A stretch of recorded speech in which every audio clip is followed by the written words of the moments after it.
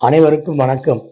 இந்திய நாடு சுதந்திரம் அடைந்து 79வது சுதந்திர தின விழாவை கொண்டாடிய நிலையில் தங்களது ஒரே நிரந்தர சொத்தான வாக்குரிமையை மோடியின் தலைமையிலான பாசிச சக்தியிடமிருந்தும் மோடியின் கைப்பாவையாக செயல்படும் ஊழல் தேர்தல் ஆணையத்திடமிருந்தும் காத்திட மீண்டும் ஒரு ஜனநாயக உரிமைக்கான போராட்டத்தை நடத்த வேண்டிய சூழ்நிலை ஏற்பட்டுள்ளது.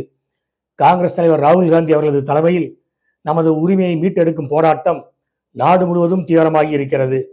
பீகாரிலும் மகாராஷ்டிராவிலும் கர்நாடகாவிலும் நடைபெற்றுள்ள தேர்தல் தில்லுமுல்லுகளை நாடு முழுவதும் மக்களின் கவனத்திற்கு கொண்டு சென்று விழிப்புணர்வை ஏற்படுத்த வேண்டும்.